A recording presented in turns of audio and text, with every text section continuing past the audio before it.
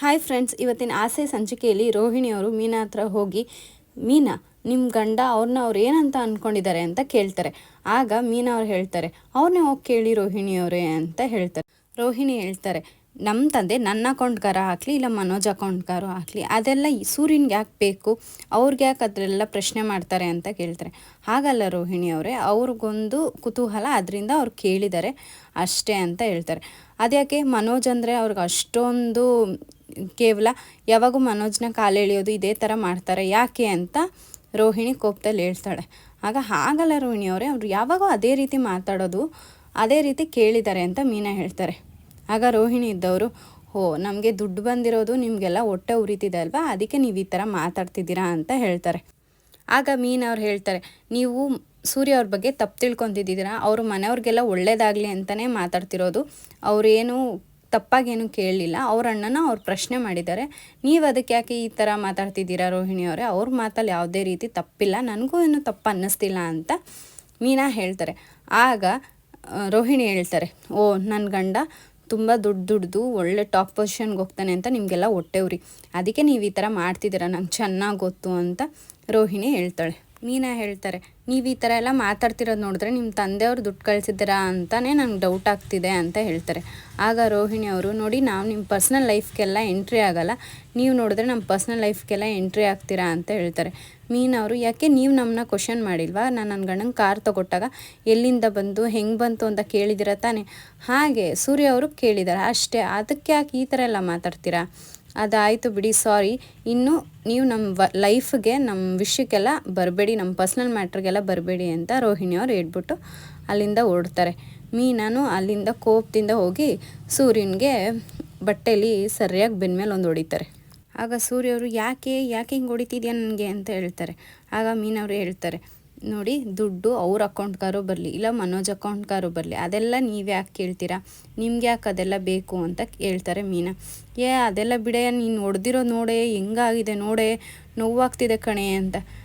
ಅವ್ರ ಅಕೌಂಟ್ಗಾರು ಬರಲಿ ಇಲ್ಲ ಅವರ ಗಂಡನ ಅಕೌಂಟ್ಗಾರು ಬರಲಿ, ಯಾರ ಅಕೌಂಟ್ಗಾರು ಬಂದರೂ ಪರವಾಗಿಲ್ಲ, ನೀವು ಯಾಕೆ ಪ್ರಶ್ನೆ ಕೇಳ್ತೀರಾ, ನಿಮ್ಗೆ ಯಾವ ರೈಟ್ಸ್ ಇದೆ ಅದೆಲ್ಲ ಪ್ರಶ್ನೆ ಕೇಳೋಕ್ಕೆ, ನೀವು ಇನ್ನೊಂದು ಅವ್ರ ವಿಷಯಕ್ಕೆಲ್ಲ ಹೋಗಬೇಡಿ ಅಂತ ಮೀನಾ ಬೈತಾ ಇರ್ತಾರೆ. ಸೂರ್ಯ, ಹಂಗಲ್ಲ ಕಣೆ, ಕೇಳಬೇಕು, ತಟ್ಟಿ ಕೇಳಬೇಕು, ಏನೋ ನಮ್ಮ ಮನೆ ಕತ್ಲಾಗಿದೆ, ಒಂಚೂರು ಬೆಳಕಾಗಲಿ ಅಂತ ಕೇಳ್ತೀನಿ ಕಣೆ ಅಷ್ಟೇ ಅಂತ ಹೇಳ್ತಾರೆ. ಆಗ ಮೀನಾ, ಅವೆಲ್ಲ ಬೇಡ ಕಣ್ರೆ, ಅವ್ರ ವಿಷಯಕ್ಕೆ ನೀವು ಹೋಗಬೇಡಿ, ನಿಮ್ಗೊಂದು ದೊಡ್ಡ ನಮಸ್ಕಾರ, ಅವ್ರ ವಿಷಯಕ್ಕಂತೂ ನೀವು ಹೋಗಬೇಡಿ ಅಂತ ಹೇಳ್ತಾರೆ. ಸೂರ್ಯ ಅವ್ರು ಹೇಳ್ತಾರೆ, ತಪ್ಪೆಲ್ಲಿ ಕಂಡ್ರು ನಾನು ತಟ್ಟು ಕೇಳ್ತೀನಿ ಕಣೆ, ಇದನ್ನು ನಮಗೆ ಲಕ್ಕಿ ಹೇಳ್ಕೊಟ್ಟಿದ್ದಾರೆ ಗೊತ್ತಾ ಅಂತ ಹೇಳ್ತಾರೆ. ಅದೇ ಲಕ್ಕಿ ಅವರು ಹೇಳ್ಕೊಟ್ಟಿದ್ದಾರೆ, ಮನೇಲಿ ಜಗಳ ಆಡಬಾರ್ದು, ಮನೇಲಿ ಹೊಂದ್ಕೊಂಡು ಹೋಗ್ಬೇಕು ಅಂತಲೂ ಹೇಳ್ಕೊಟ್ಟಿದ್ದಾರೆ ಅಂತ ಹೇಳ್ತಾರೆ. ಆಗ ಸೂರ್ಯ ಅವ್ರು ಹೇಳ್ತಾರೆ, ಅದೆಲ್ಲ ಬಿಡ, ಈಗ ನನ್ನ ಬೆನ್ನಿಗೆ ನೀನು ಹಂಗೆ ಹೊಡ್ದಿದ್ಯಾ ನೋಡೆ, ಬೆನ್ನು ನೋಡೆ ಅಂತ ಹೇಳ್ತಾರೆ. ಇಲ್ಲಿ ಮೀನಾ ಸೂರ್ಯ ಒಂಚೂರು ರೊಮ್ಯಾಂಟಿಕ್ ಟೈಮ್ನ ಕಳೀತಾರೆ. ಅದಾದಮೇಲೆ ರೋಡಲ್ಲಿ ರೋಹಿಣಿ ಮತ್ತು ಪೂಜಾ ಇಬ್ಬರು ಮಾತಾಡ್ಕೊಂಡು ಬರ್ತಾ ಇರ್ತಾರೆ. ಆಗ ಪೂಜಾ ಹೇಳ್ತಾರೆ, ಹಂಗಾದರೆ ಕಳೆದೋಗಿರೋ ಲಕ್ಷ್ಮಿ ವಾಪಸ್ ಸಿಕ್ಕಿದ್ಲು ಅಂತ ಆಯಿತು.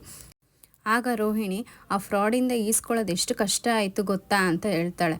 ಆಗ ಪೂಜೆ ಹೇಳ್ತಾಳೆ, ನಿಂಗೊಂದು ಮಾತು ಹೇಳ್ತೀನಿ, ಬೇಜಾರು ಮಾಡ್ಕೋಬೇಡ ಕಣೆ, ಆ ಫ್ರಾಡು ಅಂತ ಅವಳಿಗಂತಿದ್ಯಾ, ನೀನು ನಿಮ್ಮ ಮಾವನ ದುಡ್ಡು ಎತ್ಕೊಂಡು ಫ್ರಾಡ್ ಕೆಲಸ ತಾನೇ ಮಾಡ್ತಿರೋದು, ಅದಲ್ಲದೆ ನಿಮ್ಮ ಮಾವನ ದುಡ್ಡನ್ನ ನಿಮ್ಮಪ್ಪ ಕೊಟ್ಟಿರೋದು ಅಂತ ಸುಳ್ಳು ಹೇಳಿದ್ಯಾ, ಅದೆಲ್ಲ ತಪ್ಪಲ್ವೇನೆ, ಇವತ್ತೆಲ್ಲ ನಾಳೆ ಸಿಗಾಕೊಂಡ್ರೆ ಏನೇ ಮಾಡ್ತೀಯಾ ಅಂತ ಅವಳನ್ನ ಕೇಳ್ತಾ ಇರ್ತಾಳೆ. ಆಗ ರೋಹಿಣಿ ಹೇಳ್ತಾಳೆ, ಆ ಛಾಯ ಇನ್ನೂ ಬ್ಯಾಂಗ್ಳೂರ್ ಬರಲ್ಲ, ಅವಳು ಇನ್ನೂ ಅಲ್ಲಿ ಕೆನಡಾದಲ್ಲೇ ಇರ್ತಾಳೆ, ಅವ್ರಿಗೆ ಹೆಂಗೆ ಸತ್ಯ ಗೊತ್ತಾಗಲ್ಲ ಬಿಡು ಅಂತ ಹೇಳ್ತಾಳೆ.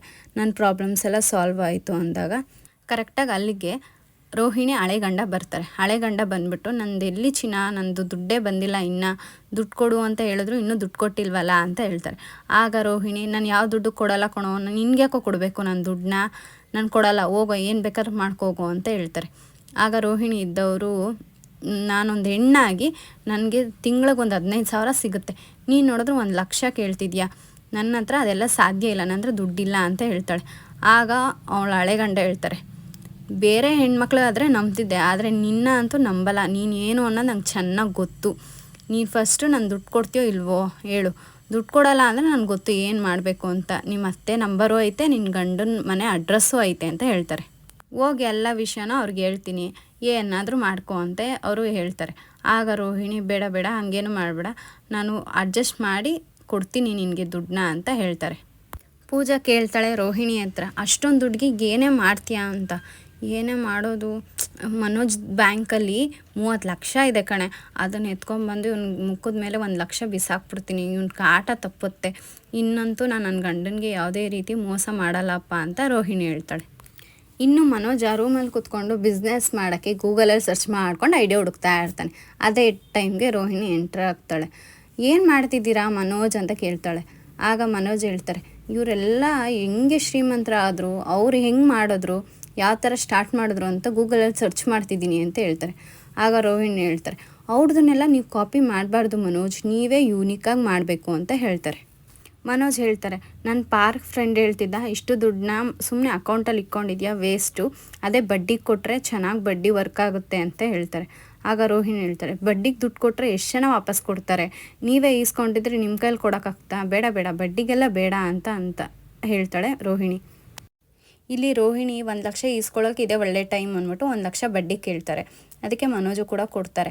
ಇನ್ನು ಅವರು ರೋಹಿಣಿ ಹೇಳ್ಕೊಡ್ತಾ ಇರ್ತಾರೆ, ಇನ್ನು ನನಗೆ ಗೊತ್ತಿಲ್ದಿರಂಗೆ ಯಾರಿಗೂ ದುಡ್ಡನ್ನ ಕೊಡಬಾರ್ದು, ಫಸ್ಟ್ ಆಫ್ ಆಲ್ ನಿಮ್ಮ ಪಾರ್ಕ್ ಫ್ರೆಂಡು ನಂಗೆ ದೊಡ್ಡ ಫ್ರಾಡ್ ಅನ್ನಿಸ್ತಾರೆ, ಅವ್ರಿಗೂ ಕೂಡ ನೀವು ನನಗೆ ಗೊತ್ತಿಲ್ದಿರಂಗೆ ಯಾರಿಗೂ ದುಡ್ಡು ಕೊಡಬಾರ್ದು ಅಂತ ಹೇಳ್ತಾರೆ. ಇಲ್ಲಿ ಸೂರ್ಯ ಫ್ರೆಂಡ್ಸ್ ಜೊತೆ ಟೀ ಅಂಗಡಿಲಿ ಕೂತ್ಕೊಂಡು, ಅದು ಹೆಂಗೆ ನನಗೆ ನಂಬಕ್ಕೆ ಆಗ್ತಾ ಇಲ್ವಲ್ಲ, ಪೌಡ್ರಮ್ಮನಿಗೆ ಅವರಪ್ಪ ಜೈಲಲ್ಲಿಂದ ಹೆಂಗೆ ದುಡ್ಡು ಕಳ್ಸೋಕ್ಕೆ ಸಾಧ್ಯ, ಇದೇನೋ ಐತೆ, ಈ ಪೌಡ್ರಮ್ಮ ಏನೋ ಕಿಚಡಿ ನಡೆಸ್ತಾವಳಲ್ಲ ಅಂತ ಮಾತಾಡ್ತಾ ಇರ್ತಾರೆ. ಅದೇ ಟೈಮ್ಗೆ ಅಲ್ಲಿ ಸ್ವಾಮೀಜಿಗಳು ಬರ್ತಾರೆ. ಸ್ವಾಮೀಜಿಗೆ ದುಡ್ಡು ಕೊಡೋಕೆ ಹೋಗ್ತಾರೆ ಸೂರ್ಯ ಅವರು.